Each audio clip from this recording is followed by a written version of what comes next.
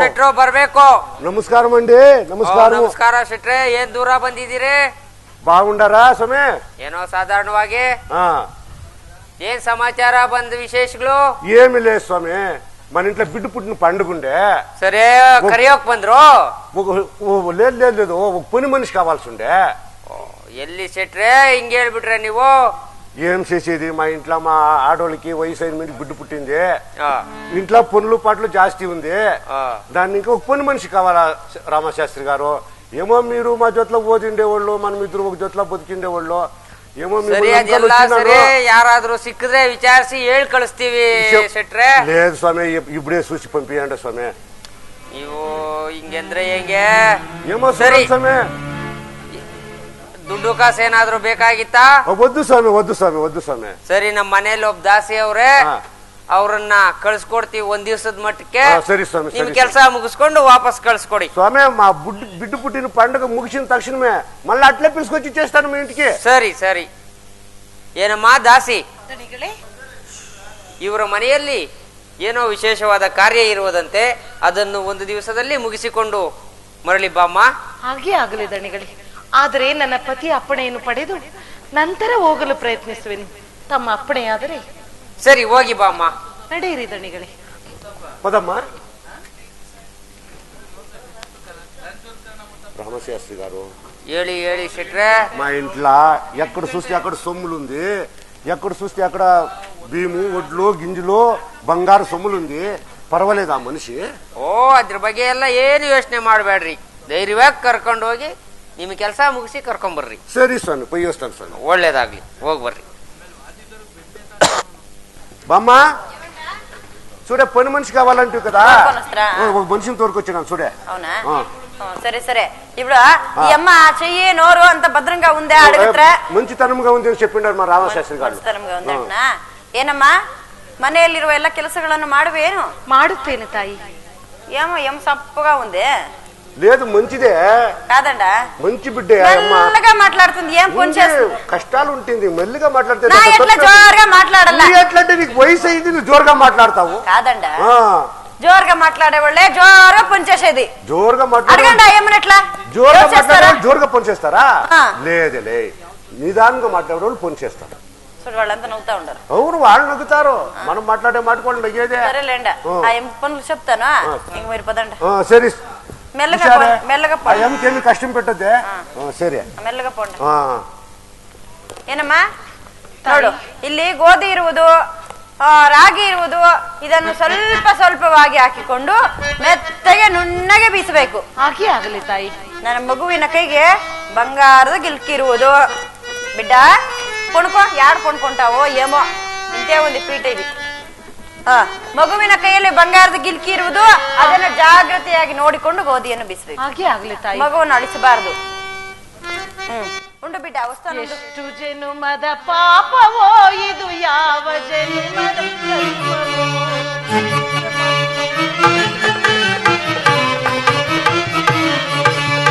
ಎಷ್ಟು ಜನುಮದ ಪಾಪವೋ ಇದು, ಯಾವ ಕಾಸಿಯಿಂದ ಗೋಧಿ ಬೀಸಿ, ಕಾಸಿಯಿಂದ ಗೋಧಿ ಬೀಸಿ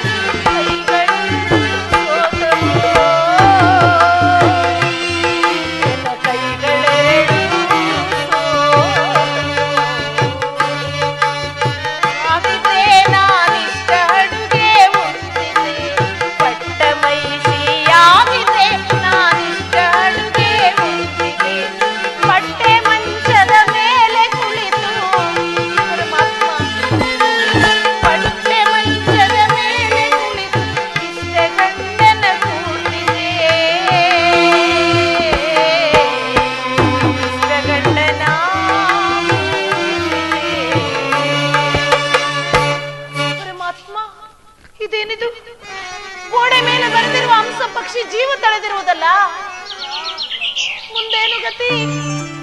ಇದು ಎಂತ ಕಾಲವಮ್ಮ, ಇದು ಎಂತ ಮೋಸವಮ್ಮ.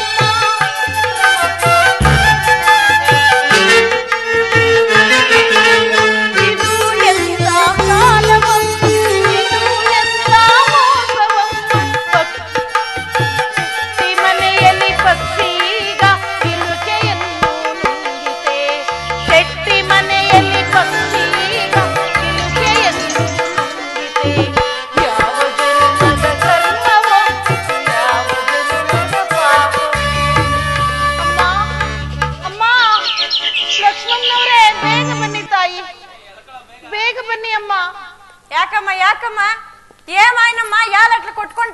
బిడ్డేమన్నా ఏడుస్తా ఉందా? యాల బిడ్డ ಗೋಧಿ ಯಾರಮ್ಮ? ಬೀಸಲು ಹೇಳಿ ಒಳಗೆ ಹೋದಿರಲ್ಲವೇ? ಹಾ ಅಗೋ ಆ ಚಿತ್ರಪಟದ ನವಿಲು ಬಂದು ನಿಮ್ಮ ಮಗುವಿನ ಕೈಯಲ್ಲಿರುವ ಬಂಗಾರದ ಗಿಲುಕಿ ನುಂಗಿ ಮಾಯವಾಯ್ತು ತಾಯಿ. ఎట్లా? అయ్యో నేనేం చేస్తున్నా దేవుడా, ఇప్పుడే పొడి పొడి ఆ మోకాళ్ళంతా కొట్టుకో ఉంది బిడ్డ. ఎట్లెట్లా ఆ చిత్రపట్లో ఉండే పక్షి వచ్చి నా బిడ్డ చేతిలో ఉండే బంగారుకి, అమ్మా నేనేం చేస్తున్నా దేవుడా. ఏనమ్మా కూసోడా వస్తాను. నన్ను నేనెంత ತಿಳ್ಕೊಂಡಿದ್ಯಾ ಅಂತ ಏನೇ ದಾಸಿ ದಾಸಿ ನಾನು ನನ್ನ ಗಂಡನಿಗೆ ಹೇಳದೆ ಇಂತ ಕಳ್ಳ ದಾಸಿನ ಕರ್ಕೊಂಡ್ ಬರ್ಬೇಡ, ನೋರು చెయ్యి బాగుండి అని ఇంటాడా.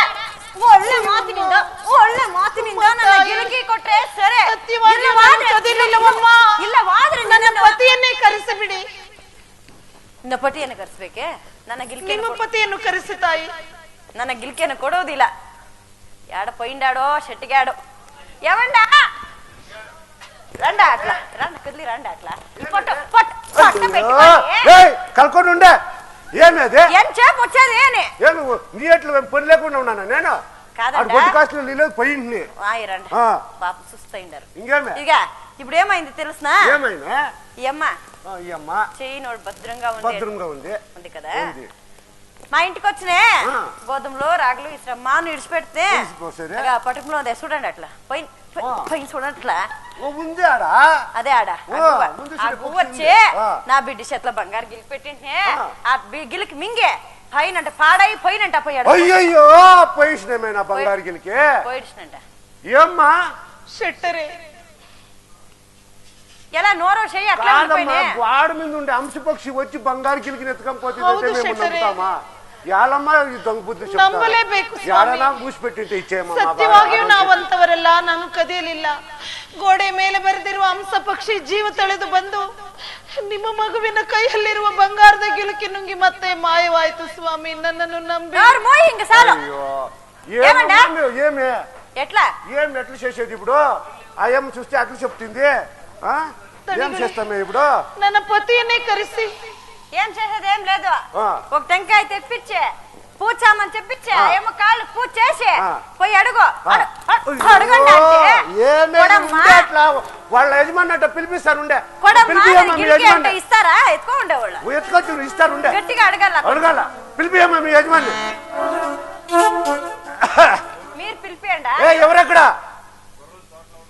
గొర్రెల తోటలో ఉన్నాడు, వాడిని పిలుచుకురండి. బురుగులు తింటా ఉండే ఇంత పొద్దు ఏరుకొని పత్యానే లే. ఆ గొర్రెని పిలుచుకురారా, తోటలో ఉండేవాడు. ఆ గొర్రెని పిలుచుకురారా, గొర్రెని పిలుచుకురారా. జోబులో అంతా అయిపోయింది ఏడ బురుగులు. పొని జరుగుతా ఉండలేదు.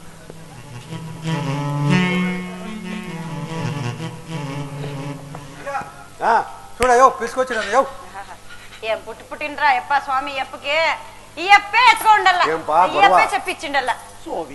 మా ఇంట్లో పుట్టిన పండుగుండే మీ భార్య అని పోయి పిలుచుకొని వస్తుంది. గోడ మీద ఉండిన అంశపక్షి మా చేతిలో బిడ్డు పక్కలో ఉండి బంగారు గిలిగిని ఎత్తుకపోయింది అని మీ భార్య చెప్తా ఉంది కదా. ఉండేది కాదండి, చేతిలో ఉండిన గిలిగిని అంశపక్షి ఎత్తుకపోయింది అని చెప్తా ఉంది కదా మీ భార్య. ఇది ఏమి, ఇది లెక్కాచారమా న్యాయమా? యాడుందో మీ ఆడోళ్ళు ఏడో ముగిసిపెట్టింటుందేమో, తీసి మా భార్య శక్తి చేయండి.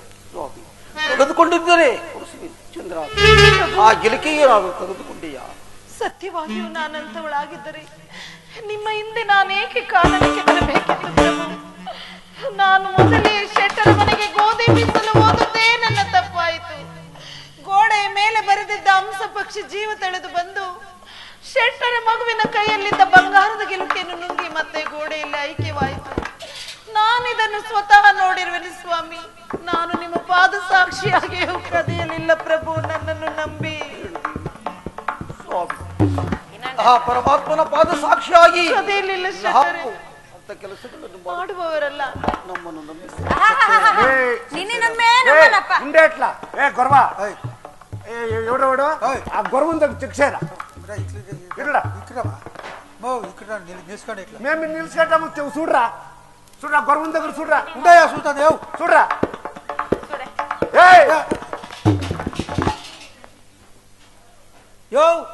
గొడవతో సిక్కిపోయా సిక్కిపోయినరా. సంతోషమైపోయారు. సొమ్ము సొమ్ము మన పండు మొట్ల నీళ్ళ సిక్కిపోయా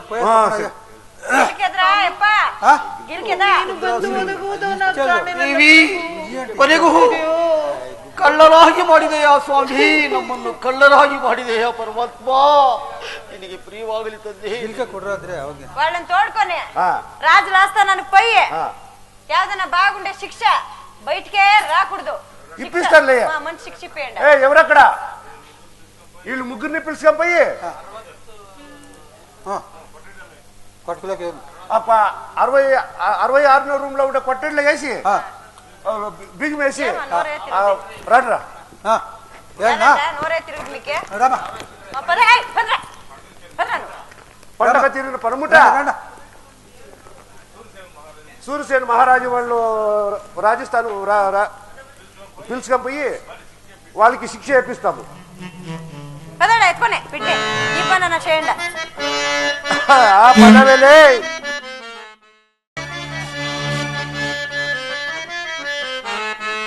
ಅಜವಿನೂ ತನ ಕೃಪೆಯ ಜಗದಿ ಅಜವಿನೂ ತನ ಕೃಪೆಯ ಜಗದಿ ಲಲಿತಾರಿಂದಿ ಮನೆ ಪ್ರಜೆಗಳು ಸಚಿವವರ ಬೇಗ ಪ್ರಜೆಗಳ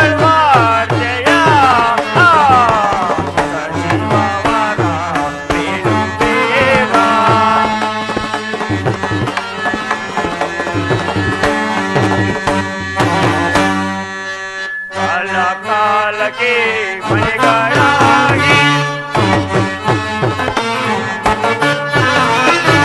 ಕಾಲ ಕಾಲಕ್ಕೆ ಮನೆಗಳಾಗಿ ಬೆಳೆದ ಪೈರುಗಳಿರೆಯೋರೆಲ್ಲ ಬೆಳೆದ ಪೈರುಗಳಿರೆಯೋರೆಲ್ಲ ಸುಲಲಿತಾರಿಂದಿದ್ದಾರೆ ಪ್ರಜೆಗಳು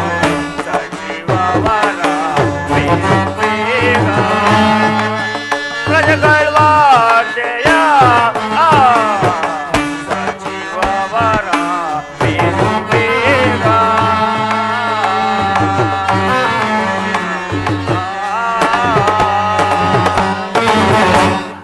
ಮಂತ್ರಿ ಮಹಾರಾಜ, ನಮ್ಮ ರಾಜ್ಯದಲ್ಲಿ ಮಳೆ ಬೆಳೆಗಳಾಗಿ ಪ್ರಜೆಗಳೆಲ್ಲ ಸುಖ ಸಂತೋಷದಿಂದಿರುವರು, ಅದನ್ನು ತಿಳಿಸಿ. ವಿಜ್ಞಾಪಿಸುವೆನು ಮಹಾರಾಜ.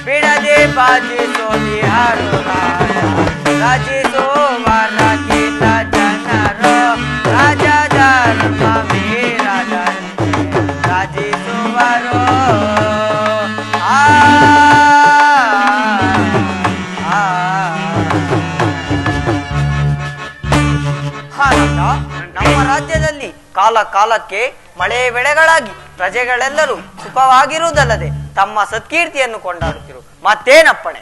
ಬೇಷ್, ಬಹಳ ಸಂತೋಷವಾಯಿತು. ನಿನ್ನ ಪೀಠವನ್ನು ಅಲಂಕರಿಸಿ. ಪಣೆ ಮಹಾರಾಜ. ಸೈನ್ಯಾಧ್ಯಕ್ಷರೇ ಮಹಾರಾಜ, ಬೇಳೈ ಸೈನ್ಯಾಧಿನಾಥಾನೆ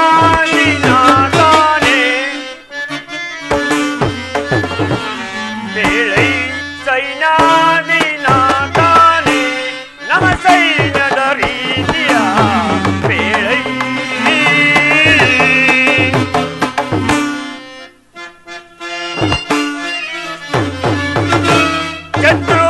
ಶತ್ರುಗೋಪರನಾದಿ ಸೈನ್ಯವ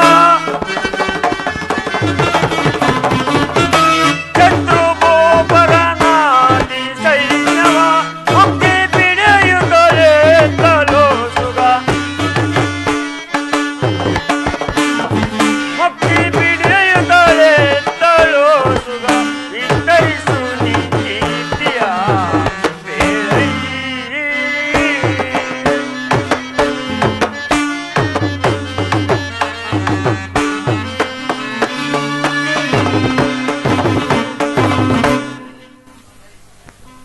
ಸೇನಾಧೀಶನೇ, ಮಹಾರಾಜ, ನಮ್ಮ ರಾಜ್ಯದಲ್ಲಿ ಪ್ರಜೆಗಳ ಮಳೆ ಬೆಳೆಗಳಾಗಿ ಪ್ರಜೆಗಳೆಲ್ಲ ಸುಖ ಸಂತೋಷದಿಂದಿರುವರಿ ಅದನ್ನು ತಿಳಿಸಿ. ವಿಜ್ಞಾಪಿಸುವೆ ಮಹಾರಾಜ.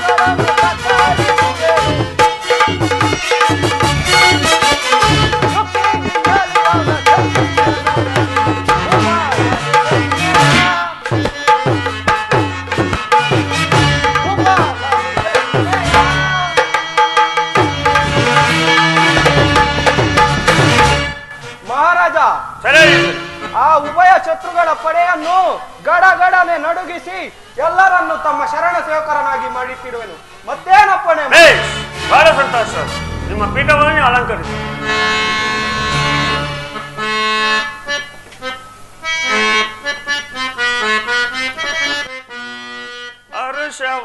ಅರುಷವಾನಂದೇನೋ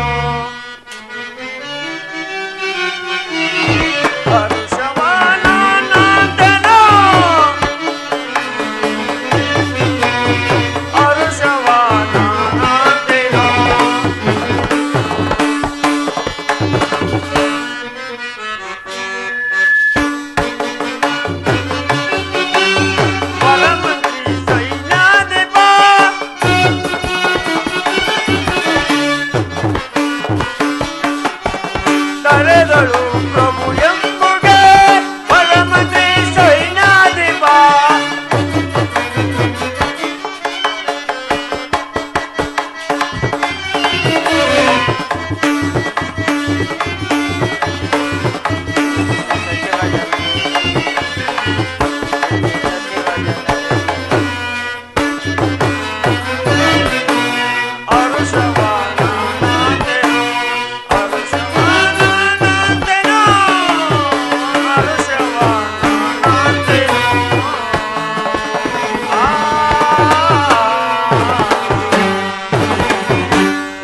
ಮಹಾರಾಜ,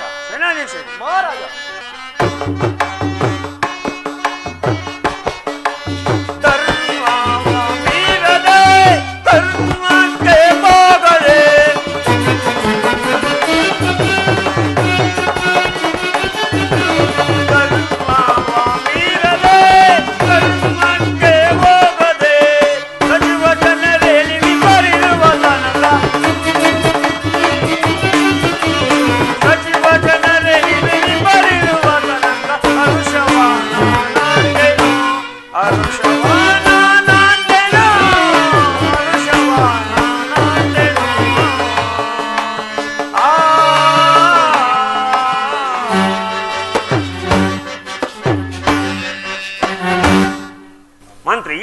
ರಾಜ. ಸೇನಾಧೀಶ. ಮಹಾರಾಜ, ನಿನ್ನಂತ ಮಂತ್ರಿಯು ನಿನ್ನಂತ ಧೀರಶೂರನಾದ ಸೈನ್ಯಾಧೀಶನು ನನ್ನ ರಾಜ್ಯದಲ್ಲಿ ಇರಬೇಕಾದರೆ ನನ್ನ ರಾಜ್ಯಕ್ಕೆ ಯಾವ ಕುದುತಾನೇ ಬರುವುದು?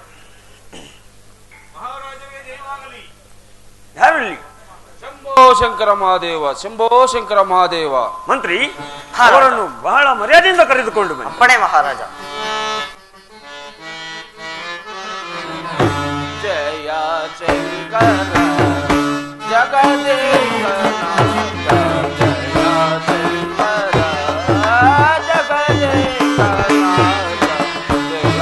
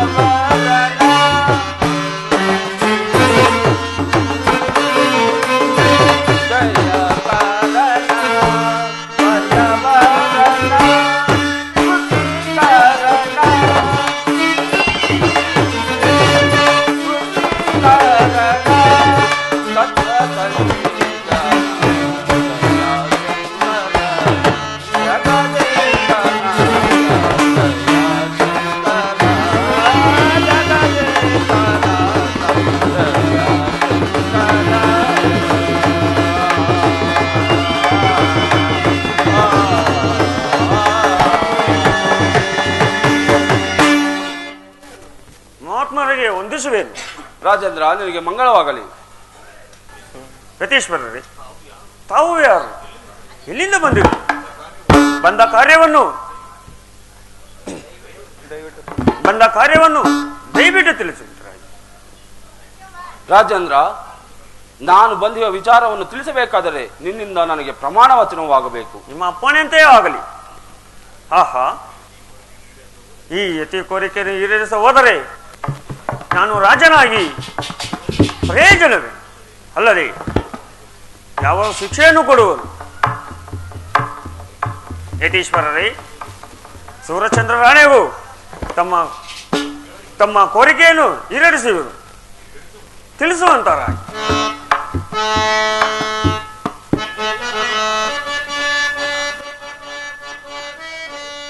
ಇಳಿಯಾನ್ ಮನೆ ಕೇಳಾಂ ಜಗಟಾದ್ರಿ ವಾಸನೋ,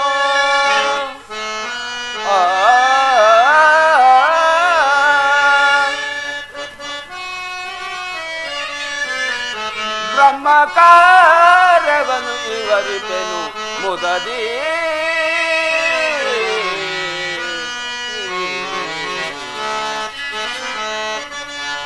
ತಡ ಮಾಡದ ನೀಯನಗೊಂದು ದಿನ,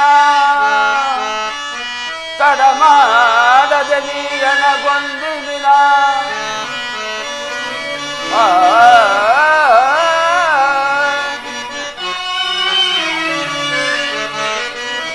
ನಿನ್ನಯ ರಾಜವನ್ನು ಕೊಡು ಮುದದಿ.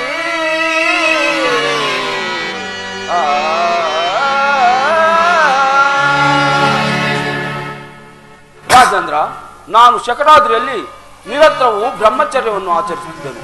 ಈಗ ನನಗೆ ಲೋಕದ ವ್ಯವಹಾರವನ್ನು ನೋಡಲು ಮನಸ್ಸಾಗಿರುವುದು. ಆದ್ದರಿಂದ ನಿನ್ನ ರಾಜ್ಯಾಧಿಕಾರವನ್ನು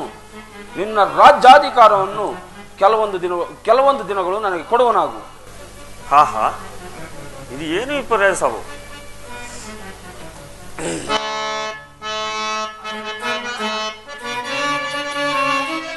ಹರ ಹರ, ಇದು ಏನು ವಿಪರೀಸವೋ?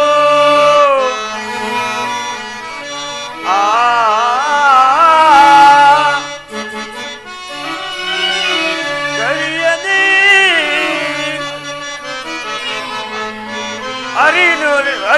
ಅರಿಯಂತಾರವೋ?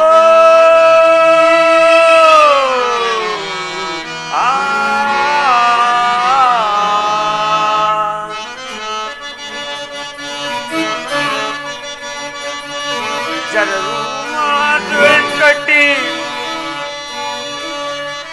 ವೈರಾಗ್ಯದಿಂದಿರುವ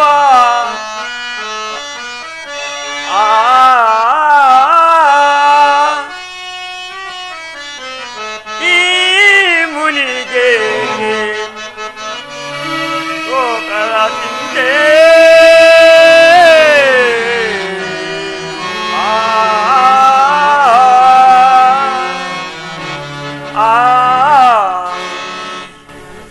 ಮಂತ್ರಿಯವರೇ, ಆಶ್ಚರ್ಯವಾಯಿತು.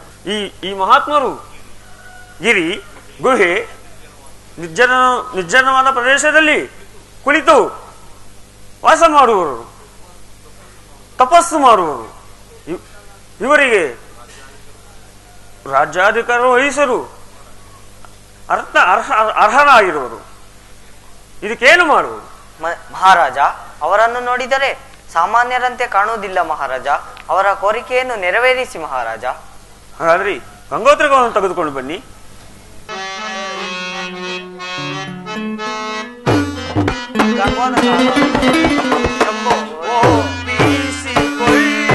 ಅದೇ ಕೊಟ್ಟು ಬಿಡೋಣ.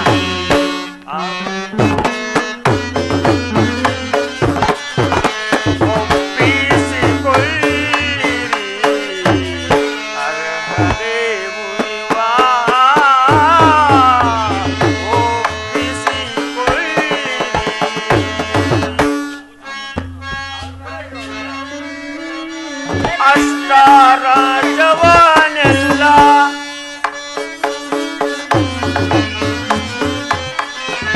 ಇಷ್ಟಾದಿ ಕೊಡುವೆನೋ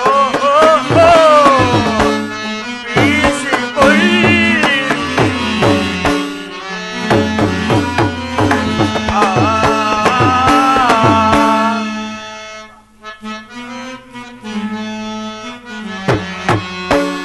ಇದು ರತ್ನಗಿರಿ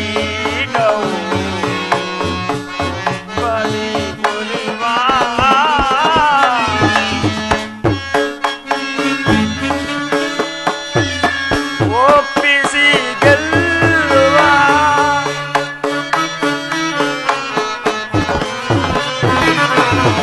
ಪಟ್ಟದ ಕತ್ತಿಯು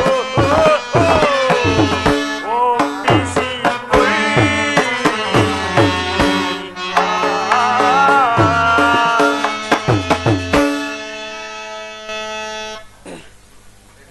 ಯತೀಶ್ವರರೇ, ತಮ್ಮ ಇಚ್ಛದಂತೆ ನಮ್ಮ ರಾಜ್ಯಾಧಿಕಾರವನ್ನು ಕೊಟ್ಟಿರುವುದು.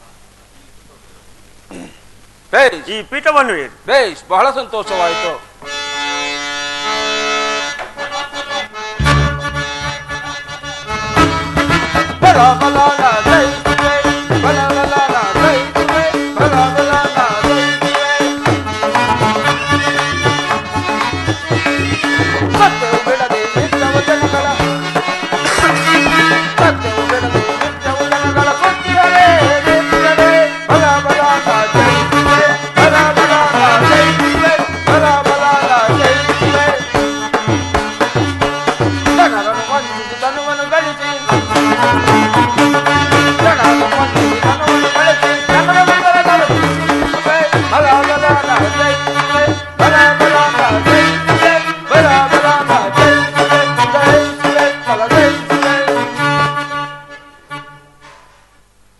ರಾಜೇಂದ್ರ, ನೀನು ನನಗೆ ಮಂತ್ರಿ ಆಗಬೇಕು. ರಾಜೇಂದ್ರ, ನನಗೆ ನೀನು ಮಂತ್ರಿ ಆಗಬೇಕು.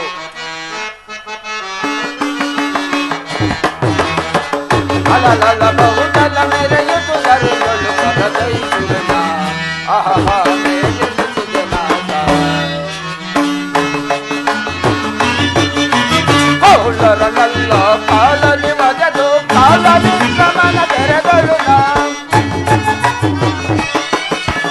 ಕೌಲರನಲ್ಲ ಕಾಲನಿ ಮಜದು ಕಾಲನಿ ಗಮನ ತೆರೆದಳು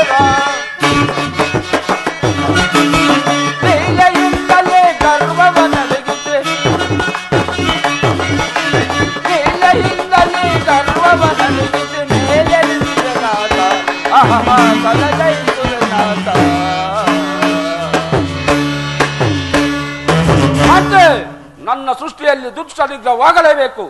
ತಪ್ಪು ಮಾಡಿದವರಿಗೆ ಶಿಕ್ಷೆಯನ್ನು ವಿಧಿಸಲೇಬೇಕು. ನಾನು ಹೇಳಿದ ಕೆಲಸವನ್ನು ನಿನ್ನ ಕೈಯಿಂದಲೇ ಮಾಡಬೇಕು, ತಿಳಿಯಿತೆ? ಅಪ್ಪಣೆಯಂತೆ ಆಗಲಿ. ಬಹಳ ಸಂತೋಷವಾಯಿತು. ಶೆಟ್ಟರೇ, ನಿಮಗೆ ಮಂಗಳವಾಗಲಿ. ಸ್ವಾಮಿ, ನೀವು ಬಂದಿಯ ಸಮಾಚಾರವೇನೆಂದು ತಿಳಿಸಿ. ಶೆಟ್ಟರೇ, స్వామి, మా ఇంటిలో బిడ్డ పుట్టిన పండుగుండే ఒక పని మనిషిని పిలుచుకొని ఇంటికి పోయింటి. మా ఇంట్లో పని చేస్తా ఉన్న బిడ్డ చేతిలో బంగారు, మా భార్య బిడ్డ చేతికి బంగారు గిలికిచ్చి ఆ అమ్మ దగ్గర బిడ్డని చూసుకొని కూసపెట్టింటే వాడి పైన ఉండే హంసపక్షి వచ్చి బంగారు గిలికి ఎత్తుకపోయింది అని చెప్పి ఆ అమ్మ చెప్పింది. దానికి మా కొడుకుని పిలిచి చూపించేది వాళ్ళు యజమానితో ఉండే గిలికి, ఆ గిలికి సిక్కింది మాకి. దానికి మీరు ಏನ್ ನ್ಯಾಯ చేస్తారో చేಸಿರಂಡ ಸ್ವಾಮಿ. ಶೆಟ್ಟರೆ ಆ ಕೈ ಕದ್ದು ಆತನ ಕೈಗೆ ಕೊಟ್ಟಿರುವುದರಿಂದ ಆತನ ಗಂಡನ ಕೈಗೆ ಕೊಟ್ಟು ಆ ಗಿಲ್ಕೈ ಪತ್ತೆ ಆಗಿರುವುದರಿಂದ ನಾನು ವಿಚಾರ ಮಾಡುತ್ತೇನೆ. ಶೆಟ್ಟರೆ ನೀವು ಕುಳಿತುಕೊಳ್ಳಿ. ಆಯ ಸ್ವಾಮಿ.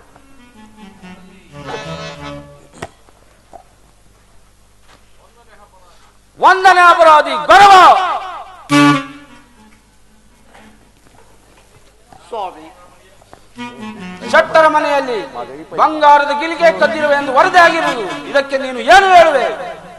ಸ್ವಾಮಿ, ಆ ಶಿವನ ಪಾದ ಸಾಕ್ಷಿಯಾಗಿ ಅಂತ ಕೆಲಸಗಳು ನಾವು ಮಾಡತಕ್ಕಂಥವರಲ್ಲ. ನಾವು ಕದೇ ಇಲ್ಲ ಸ್ವಾಮಿ, ನಮ್ಮ ಮಾತನ್ನು ನಂಬಿ ಸ್ವಾಮಿ. ಸರಿ, ನೀನು ಕದಿರಲಿಲ್ಲವೋ ಆ ಕಡೆ ನಿಲ್ಲು. ಎರಡನೇ ಅಪರಾಧಿ ದಾಸಿ ಶೆಟ್ಟರ ಮನೆಯಲ್ಲಿ ಗಿಲಿಕೆ ಕದ್ದಿರುವೆಂದು ವರದಿ ಆಗಿರುವುದು, ಇದಕ್ಕೆ ಏನು ಹೇಳುವೆ? ಮಹಾಪ್ರಭುಗಳೇ, ಈ ನಮ್ಮ ಪ್ರಾಣವು ಆರಿಹೋದರೂ ಸಹ ನಾವು ಸತ್ಯವನ್ನಲ್ಲದೆ ಸುಳ್ಳನ್ನೆಂದಿಗೂ ನುಡಿಯಲಾರೆವು. ಶೆಟ್ಟರ ಮನೆಗೆ ಗೋಧಿ ಬೀಸಲು ಓದುವುದೇ ನಮ್ಮ ಸರ್ವ ಅಪರಾಧವಾಯಿತು. ಗೋಡೆಯ ಮೇಲೆ ಬರೆದಿದ್ದ ಹಂಸ ಪಕ್ಷಿಯು ಜೀವ ತಳೆದು ಬಂದು ಶೆಟ್ಟರ ಮಗುವಿನ ಕೈಯಲ್ಲಿರುವ ಬಂಗಾರದ ಗಿಲುಕಿಯನ್ನು ನುಂಗಿ ಮತ್ತೆ ಗೋಡೆಯಲ್ಲಿ ಐಕ್ಯವಾಗುವುದನ್ನು ಸ್ವತಃ ಈ ನನ್ನ ಚಕ್ಷುಗಳಿಂದ ನಾನೇ ನೋಡಿರುವೆನು. ಸರಿ, ನೀನು ಕದಿಯಲಿಲ್ಲವೋ? ಆ ಕಡೆ ಸಾಕ್ಷಿಯಾಗಿಯೂ ನಾವು ಕದಿಯಲಿಲ್ಲ ಮಹಾಪ್ರಭು. ಆ ಕಡೆ ನಿಲ್ಲು. ಎಲ್ಲೋ ಮದ ಅಂದ, ನಿಜ ಹೇಳು ಗೌರವ. ಕೂಳರಲೆ ನಿನ್ನ ಬಿಡದಿ ಚಳದಿ, ಕೂಳರಲೆ ನಿನ್ನ ಬಿಡದಿ ಚಳದಿ, ನಿನ್ನ ಅಕ್ಷಗಳ ಸೀಳುವೆನೋ ಇದ್ದ ಸ್ಥಿತಿಯ ಬೇಡೊಡನೆ ನಿನ್ನ ಮನ್ನಿಸುವೆನೋ.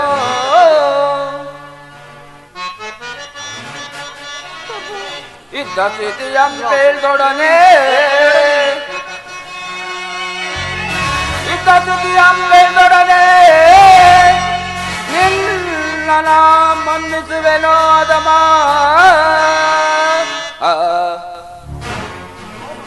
ಎಲ್ಲ ಮದ ಇದ್ದ ಸ್ಥಿತಿ ಅಂತ ಹೇಳು, ಇಲ್ಲವಾ ತಕ್ಕ ಶಿಕ್ಷೆಯನ್ನು ವಿಧಿಸುವೆನು.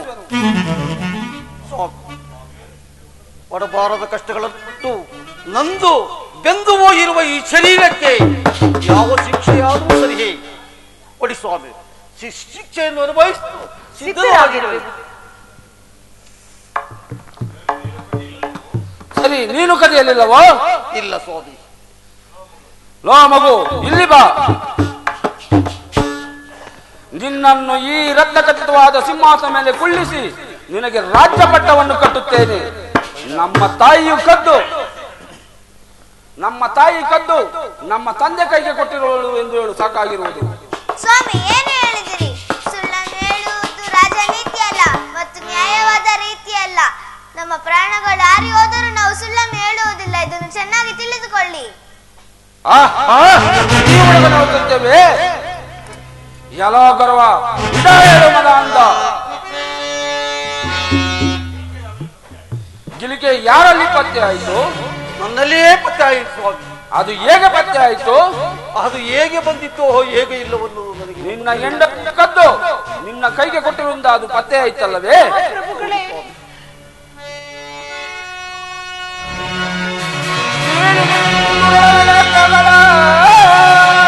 ಸ್ವಾಮಿ, ಮುಂದೇನು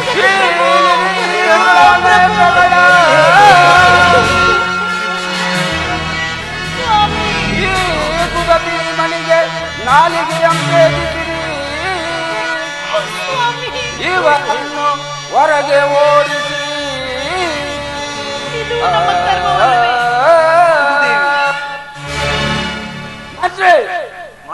ಈ ಗೊರವರಿಗೆ ಕಣ್ಣುಗಳನ್ನು ಕಿತ್ತು ಈ ದಾದಿಗೆ ನಾಲಿಗೆ ಅಂತ ಈ ರಾಜ್ಯದಿಂದಲೇ ಹೊರಗಡೆ ಅಪರಾಧವನ್ನು ಮನ್ನಿಸಿ. ನಾವಂತವರಲ್ಲ. ನನ್ನ ಪತಿಗೆ ಅಂತ ಶಿಕ್ಷೆಯನ್ನು ದಯಪಾಲಿಸಬೇಡಿ ಪ್ರಭು. ಇದೋ ನಿಮ್ಮ ಚರಣಗಳಲ್ಲಿ ಬೇಡುತ್ತೇವೆ. ದಾಸಿ ಸ್ವಾಮಿ, ಮಹಾಪ್ರಭು, ಕೆಟ್ಟೆವು.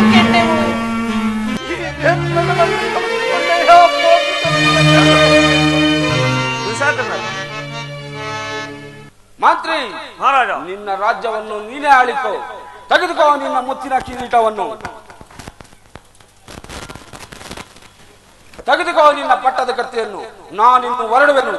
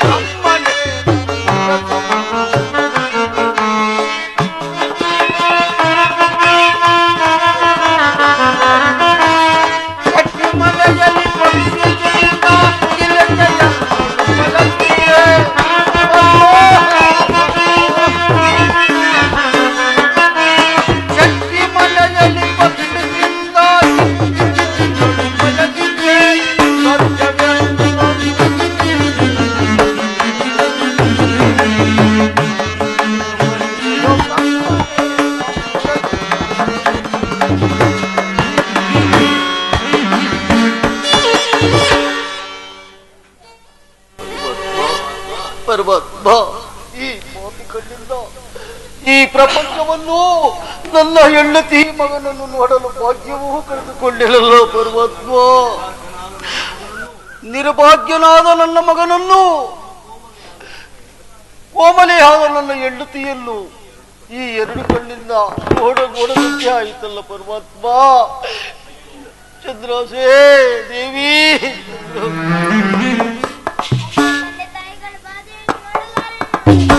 ಕುಮಾರ ಚಿಂತಿಸಬೇಡ ಮಗನೇ, ಚಿಂತಿಸಬೇಡ ಕುಮಾರ.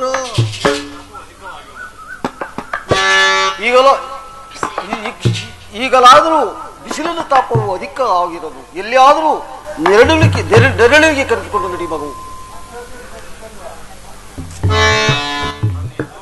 ತಂದೆ, ದೂರದಲ್ಲಿ ಒಂದು ಮರವು ಕಾಣುತ್ತಿರುವುದು. ಹಾಗೆ ಆಗಲಿ ಮಗನೇ.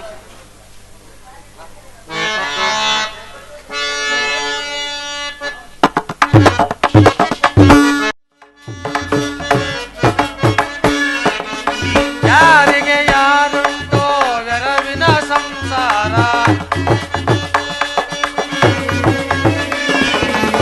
ಯಾರಿಗೆ ಯಾರುಂಟೋ ಎರವಿನ ಸಂಸಾರ, ಎರವಲಿನ ಗುಡ್ಡೆ ಹರಿಯೇ ಹರಿಯೇ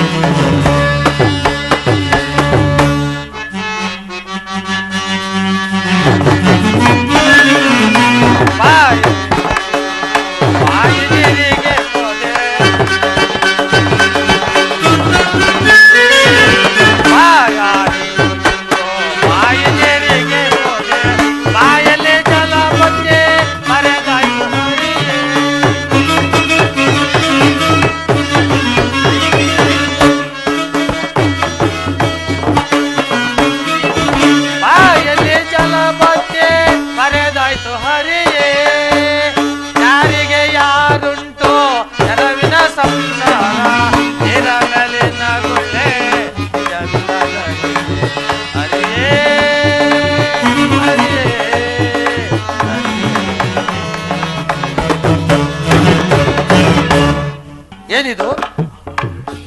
ಆ ಮರದಡಿಯಲ್ಲಿ ಯಾರೋ ಕುಳಿತಿರೋರು, ಗೋಳಾಡುತ್ತಿರುವರಲ್ಲ. ಒತ್ತರಕ್ಕೆ ಹೋಗಿ ವಿಚಾರಿಸುವನು. ಅಯ್ಯ ಕೊರಡ, ನೀವು ಯಾರಪ್ಪ? ಏಕೆ ಇಲ್ಲಿ ಕುಳಿತಿರುವಿರಿ? ನಾವು ದಿಕ್ಕಿಲ್ಲದ ಪರದೇಶಿಗಳು ಸೌರಾಷ್ಟ್ರ ನಗರದಲ್ಲಿ ಚಾಟನ್ನು ಮಾಡಿಕೊಂಡು ಕಾಳಿಂಗಪುರಕ್ಕೆ ಹೋಗಬೇಕೆಂದು ಬಂದೆವು ಸ್ವಾಮಿ. ಅಯ್ಯೋ ಪಾಪ, ಪರ ಉಪಕಾರ ಮಾಡುವುದೇ ಪುಣ್ಯ, ಪರ ಅಪಕಾರ ಮಾಡುವುದೇ ಪಾಪ. ಮಾನವನಾಗಿ ಹುಟ್ಟಿದ ಮೇಲೆ ಪುಣ್ಯ ಗಳಿಸತಕ್ಕದ್ದು. ಅಂಗಹೀನಲೆಗೆ ನನ್ನ ಕೈಲಾದ ಮಾತ್ರ ಸಹಾಯ ಮಾಡು. ಅಯ್ಯ ಕೂಡ ಕಾಳಿಂಗಪುರದ ಹಸನಾದ ಸತ್ಯವ್ರತ ಮಹಾರಾಜನು ಕಾರಣಾಂತದಿಂದ ದೇಶಾಂತರ ಹೋದ. ಅವನ ಶತ್ರುವಾದ ದುಷ್ಟಕೇತ ಮಹಾರಾಜನು ಆ ಪಟ್ಟಣಕ್ಕೆ ಮುತ್ತಿಗೆಯನ್ನು ಹಾಕಿ ಅಲ್ಲಿನ ಪ್ರಜೆಗಳಿಗೆ ಬಹಳ ತೊಂದರೆ ಕೊಟ್ಟಿರು. ನೀನು ಅಲ್ಲಿಗೆ ಹೋಗೋದು ಸರಿಯಲ್ಲಪ್ಪ, ನಮ್ಮ ಮನೆಗೆ ಹೋಗೋಣ ಬಾಪ. ಆದರೆ ಕಾಳಿಂಗಪುರದಲ್ಲಿ ಆ ಪ್ರಜೆಗಳಿಗೆ ಅಂತ ಕಷ್ಟ ಬಂದಿರುವುದೇ? ಹೌದಪ್ಪ, ನಾನು ಕಾಳಿಂಗಪುರದಲ್ಲಿ ವಾಸವಾಗಿದ್ದೆ. ಅವನ ಬಾದಿಗೆ ತಾಳಲಾರದೆ ಆ ಕಾಳಿಂಗಪುರವನ್ನು ಬಿಟ್ಟು ಸೌರಾಷ್ಟ್ರಪುರಕ್ಕೂ ಕಾಳಿಂಗಪುರಕ್ಕೂ ಮಧ್ಯೆ ಗಡಿಯಲ್ಲಿ ವಾಸವಾಗಿದ್ದೇನೆ.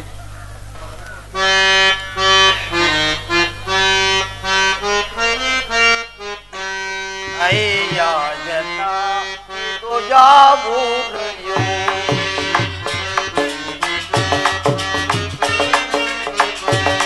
ಅಯ್ಯ ಜನ ಇದು ಯಾವೂರಯ್ಯೋ, ಕತಿ ಕಾಣೆವೋ ಕೈ ಬಿಡಬೇಡಯ್ಯೋ,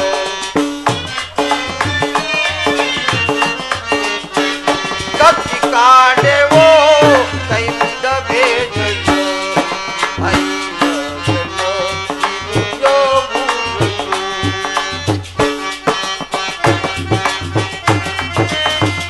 ಮನ ಬಿಟ್ಟ ಯಾರನ್ನು ಕೇಳಲಯೋ,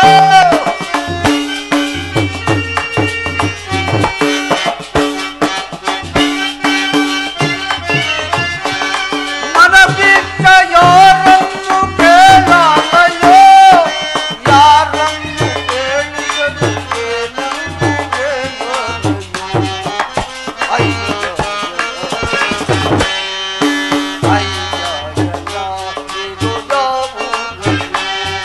ಗತಿ ಕಾಣೆವೋ ಕೈ ಬಿಡಬೇಡ, ಗತಿ ಕಾಣೆವೋ ಕೈ ಬಿಡಬೇಡ,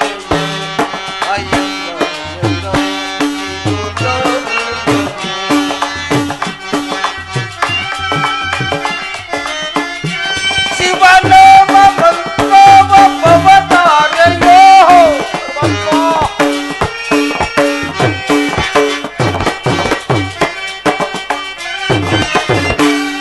ಶಿವನಾಮ ಮಂತ್ರವ ಪವತಾರೆಯೋ, ಗುರು ಬಂಧು ತಾಯಿ ತಂದೆ ನೀವೇನಯೋ, ನೀವೇನಯೋ, ಅಯ್ಯ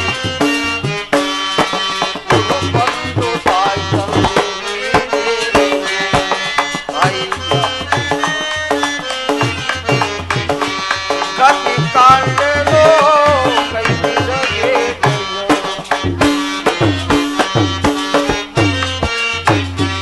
ಗತಿ ಕಾಣೆವೋ ಕೈ ಬಿಡಬೇಡಯ್ಯೋ,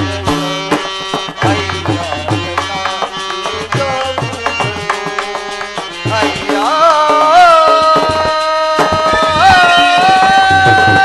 ಅಯ್ಯ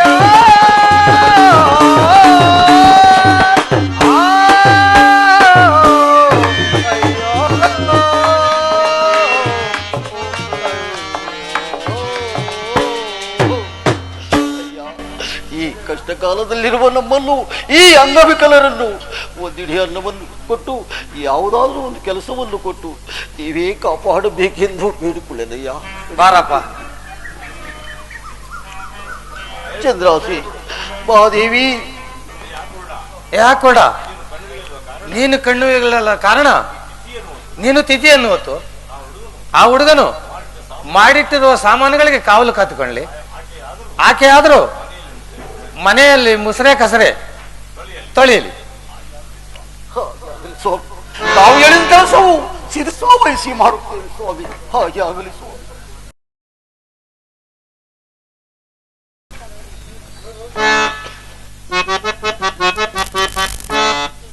ಮಂತ್ರಿ, ನಮ್ಮ ಹೃದಯದಲ್ಲಿ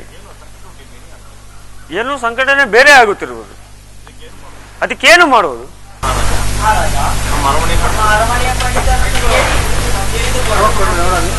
ಯಾರಲ್ಲಿ ಪಂಡಿತರನ್ನು ಬರಮಾಡಿ ಹೊಸರಾಣಿ, ನನ್ನ ಹೃದಯದಲ್ಲಿ ಸಂಕಟವು ಬೇರೆ ಆಗುತ್ತಿರುವುದು, ಅದಕ್ಕೇನು ಮಾಡುವುದು? ಮಹಾರಾಜ, ನಿಮ್ಮ ಸಿಂಹಾಸನದ ಮೇಲೆ ಏರಿ ಕುಳಿತಿದ್ದ ವ್ಯಕ್ತಿಯು ಕೃತಕ ವ್ಯಕ್ತಿಯು. ಧರ್ಮಾತ್ಮರಿಗೆ ಏನೋ ಛಲದಿಂದ ಅಂಗಮಂಗ ಮಾಡಿಸಿದ ಪರಿಣಾಮಕ್ಕಾಗಿ ನಿಮಗೆ ಈ ರೀತಿ ಬೇನೆ ಉಂಟಾಗಿರುವುದು ಮಹಾರಾಜ. ಇದಕ್ಕೇನು ಮಾಡುವುದು?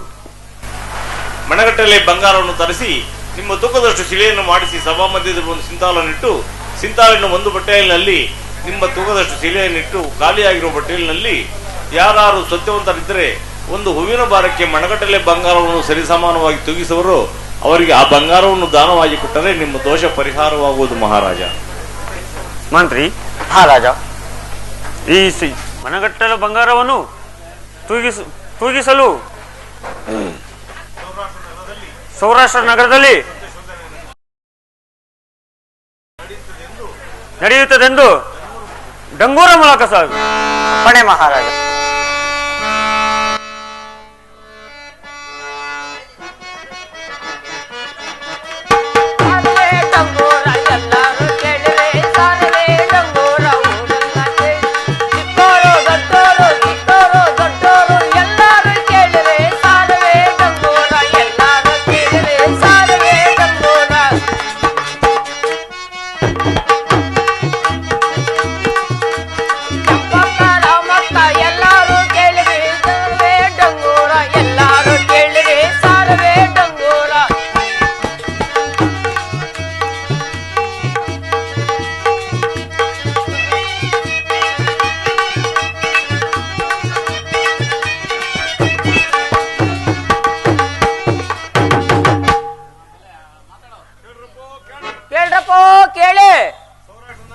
ನಮ್ಮ ಸೌರಾಷ್ಟ್ರ ನಗರದಲ್ಲಿ ಸತ್ಯ ಶೋಧನೆ ನಡೀತಿದೆ. ಯಾರನ್ನು ಸತ್ಯವಂತರು ಇದ್ದರೆ ಬಂದು ಸಿಂಧಗಳನ್ನು ತಾಗಿಸಬಹುದು. ಎಲ್ಲರೂ ಕೇಳಿರೆ ಸಾರವೇ ಡಂಗೋರ.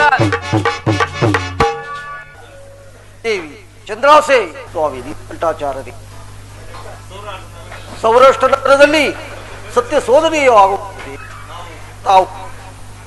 ತಾವು ಚಿಂತಾಲನ್ನು ಎಂದಿದ್ದೆವು, ನಮ್ಮನ್ನು ಅಲ್ಲಿಗೆ ಕರೆದುಕೊಂಡು ಹೋಗಿ.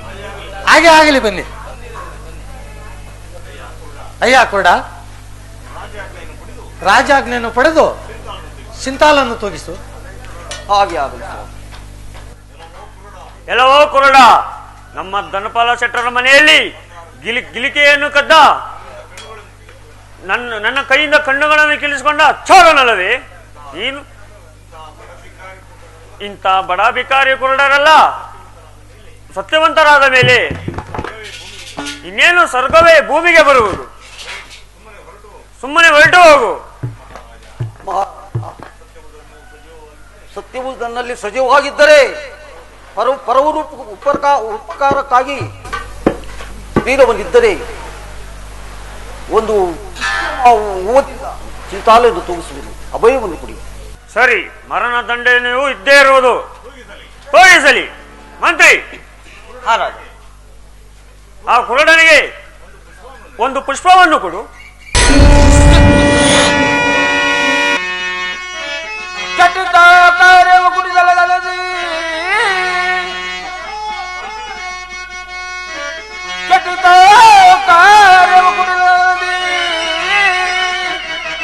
ಸತ್ಯವ್ರತನು ಚಿಂತಾಲನು ತೂಗಿಸುವನು.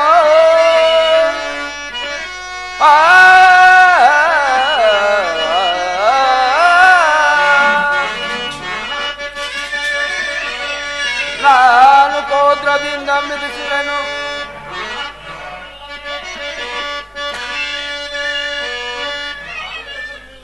ನಾನು ಎದುರು ನಿಲ್ಲದೆ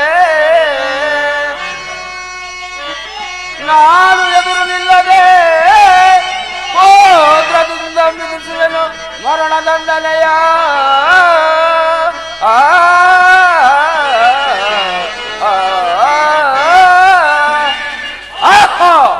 ಸತ್ಯವ್ರತನು ಚಿಂತಾಲನ್ನು ತೂಗಿಸುವನು. ಈ ಕಾರ್ಯವು ಕೆಟ್ಟು ಹೋಗುವುದು. ಸತ್ಯವ್ರತನು ತಕ್ಕಡಿಯನ್ನು ತುಳಿಯುವನು. ಅದನ್ನು ನಾನು ಈಗಲೇ ಕೆಳಕ್ಕೆ ತುಳಿಯಲು. ಈ ಕಾರ್ಯವನ್ನು ಈಗಲೇ ಮಾಡುವೆನು. ಎಲ್ಲವೋ ಕುರುಡ ಹೇಳಲಿಲ್ಲವೇ?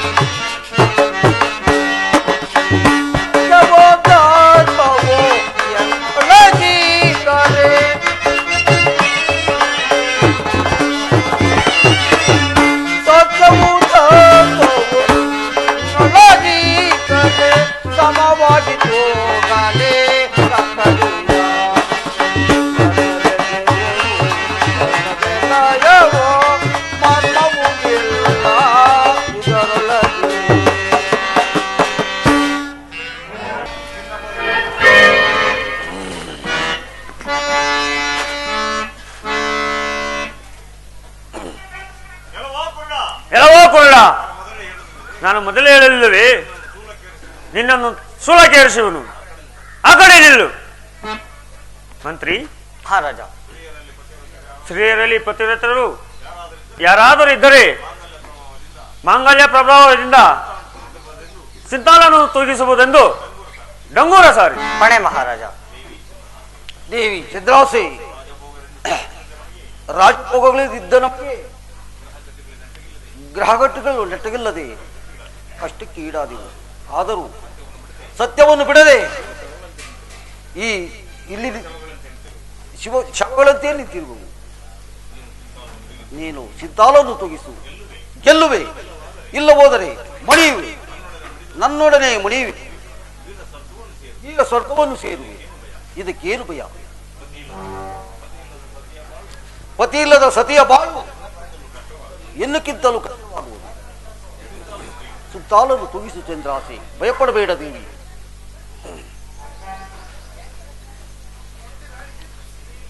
ಎಲ್ಲವೋ ಕಳ್ಳರಾಶಿ, ಎಲ್ಲವೋ ಕಳ್ಳರಾಶಿ, ಎಲ್ಲವೋ ದಾಸಿ, ಇದು ಆಟವನ್ನು ತಿಳಿದು ನೋಡಿಕೊಂಡು ಬಂದಿರುವೆಯಾ? ನಮ್ಮ ಧನಪಾಲ ಶೆಟ್ಟರ ಮನೆಯಲ್ಲಿ ಬಂಗಾರದ ಗಿಲಿಕೆಯನ್ನು ಕದ್ದಂಟ ಚೋರಗಳವಿ. ನಿನ್ನಂತ ಕಳ್ಳನಾರಿಯರಲ್ಲ. ಸತ್ಯವಂತರಾದ ಮೇಲೆ ನಿಜ ಪತಿವ್ರತರಾದ ಅನಸೂಯ, ಅರುಂಧತಿ, ಅಹಲ್ಯ, ಚಂದ್ರಮತಿಯು ಅಂತವರು ಕೇಳೋ ಯಾರು? ಪ್ರಯತ್ನಿಸಿ ಮರಣದಂಡನೆ ಗುರಿಯಾಗಬೇಡ. ಸುಮ್ಮನೆ ಹೊರಟು ಹೋಗು. ಮಹಾರಾಜ, ಯಾವ ಹೊತ್ತದಲ್ಲಿ ಯಾವ ತರಹದ ಆವಿದೆ ಎಂದು ಯಾರು ಬಲ್ಲರು? ಯಾರಾದರೂ ತುಗಿಸಬಹುದು ನೀವು ಮೊದಲೇ ಹೇಳಿದಲ್ವೇ? ಈಗ ಇವರನ್ನು ಬೇಡ ಎನ್ನುವುದು ಯಾವ ಧರ್ಮ? ತುಗಿಸಲಿ, ಸುಮ್ಮನೆ ಇರು ಮಹಾರಾಜ. ಸರಿ, ಹಾಗಾದರೆ ತೂಗಿಸಲಿ.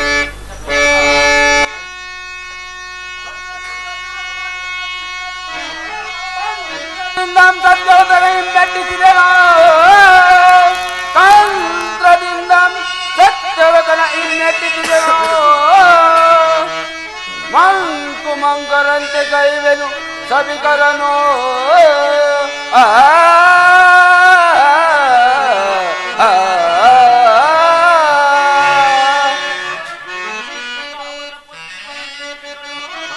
ಈಗ ಅವನ ಪತ್ನಿ ಬಂದು ನಿಂತಿಹಳೋ, ಈಗ ಅವನ ಪತ್ನಿ ಬಂದು ನಿಂತಳೋ. ಕಾಂತಾಮಣಿಯು ಕನಕವನ್ನು ತೂಗಿಸುವಳೋ.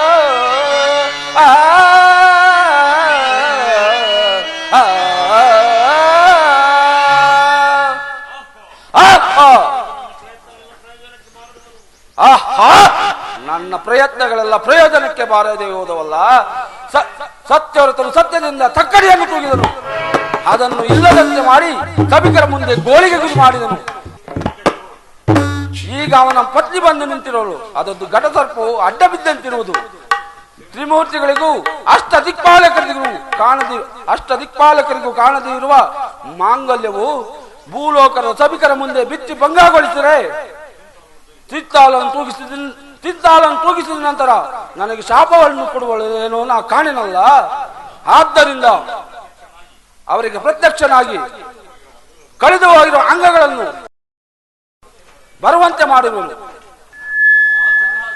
ಅಮ್ಮ ಚಂದ್ರಾಸೆ, ನಿಲ್ಲಮ್ಮ ನಿಲ್ಲು. ಮೆಚ್ಚಿದೆನೋ ನಿರ್ಮಯ ಯತ್ನಿನ ಸತ್ಯಕ್ಕೆ,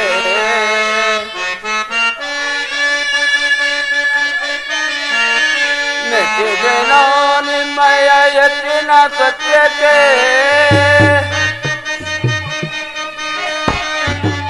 ಸತ್ಯವತನೆ ಕೊಡುವೆ ಕೇಳುವರವ ರಾಜ.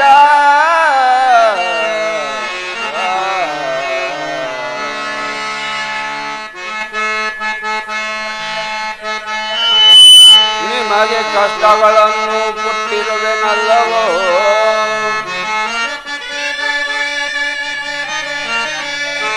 ನಿಮಗೆ ಕಷ್ಟಗಳನ್ನು ಕೊಟ್ಟರೆ ಬೇರೆ ಮಾತೇನೆಲ್ಲಿದೆ, ಬೇರೆ ಮಾತೇನಿಲ್ಲ, ಬೇರೆ ಮಾತೇನಿಲ್ಲ.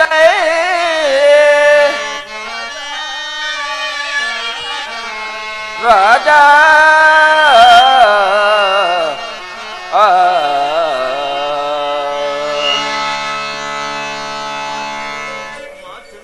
ಅಮ್ಮ ಚಂದ್ರಾಸೆ, ನೀನು ಪತಿವ್ರತಿಯು, ನಿನ್ನ ಗಂಡನು ಸತ್ಯವಂತನು, ನಿನ್ನ ಮಗನು ಪುಣ್ಯಮೂರ್ತಿಯು. ನಿಮಗೆ ನಾನಾ ಕಷ್ಟಗಳನ್ನು ಕೊಟ್ಟೆನು, ಅದು ನಿಮ್ಮ ಮನಸ್ಸಿಗೆ ತಂದುಕೊಳ್ಳಬೇಡಿ. ಇದೋ ನಿಮಗೆ ಕಳೆದು ಹೋಗಿರೋ ಅಂಗಗಳು ಬರಲಿ. ತಥಾಸ್ತು. ದೇವಿ ಪರಮಾತ್ಮನು ಪ್ರತ್ಯಕ್ಷನಾಗಿರು.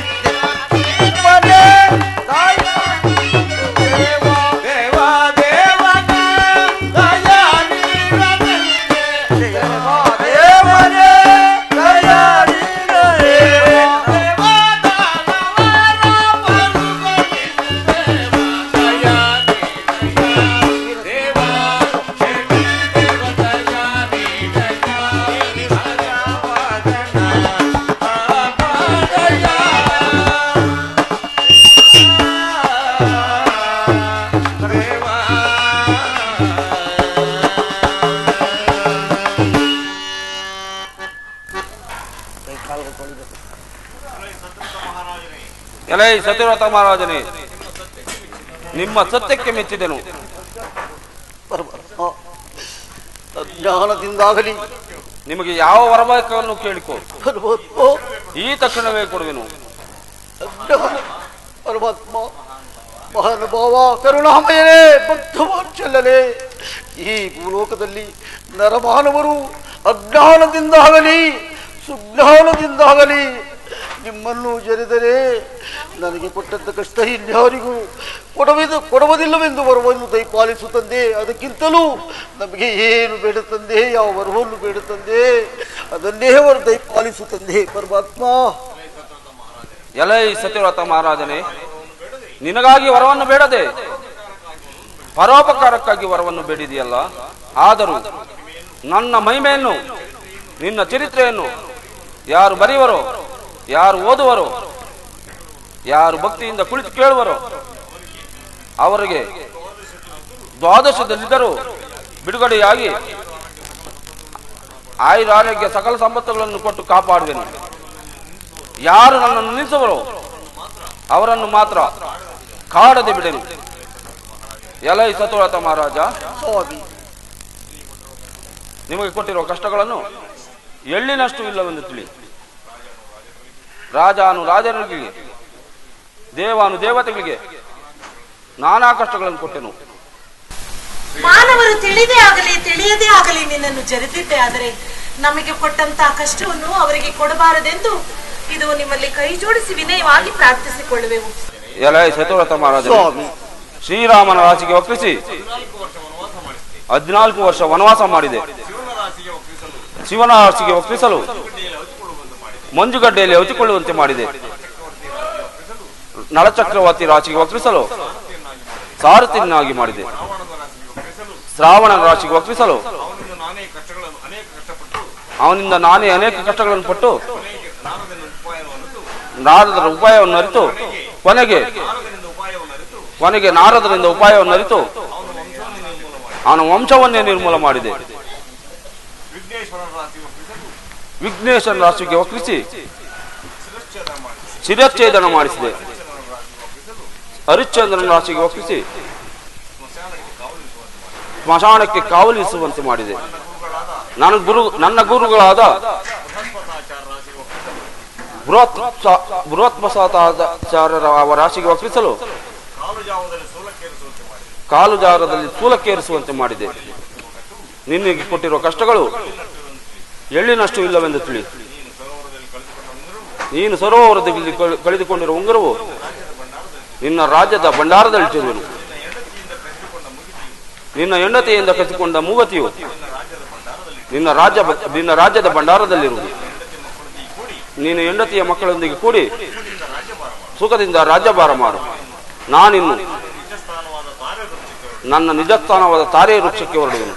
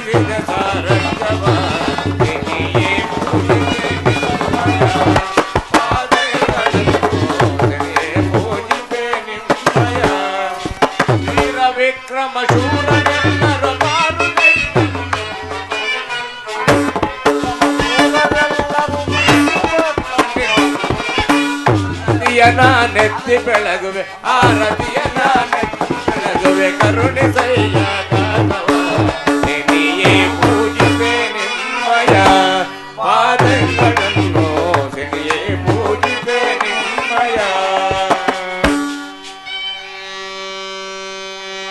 ಜಯ ಜಯ ಮಂಗಳ ಶನಿ ದೇವ ಜಯ ಶುಭ ಮಂಗಳ ಸುದೇವ.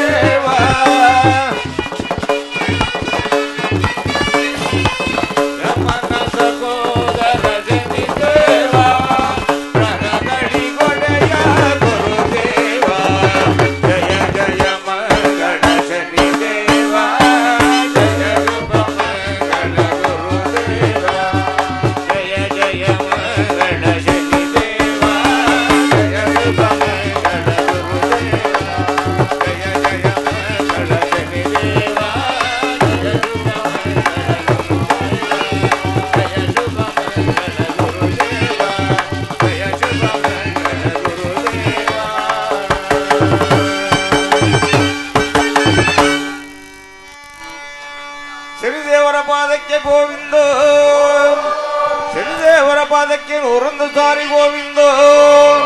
ಗೋವಿಂದ ಅಂದವರ ಕಷ್ಟಗಳೆಲ್ಲ ಪಾರು ಮಾಡು ಗೋವಿಂದ. ಸೂರ್ಯ ಕುಮಾರನಿಗೆ, ಛಾಯಾ ಪುತ್ರನಿಗೆ, ಶನಿ ಮಹಾನುಭಾವನಿಗೆ ಜೈ ನಮೋ ಪಾರ್ವತಿ ಪದಯೇ.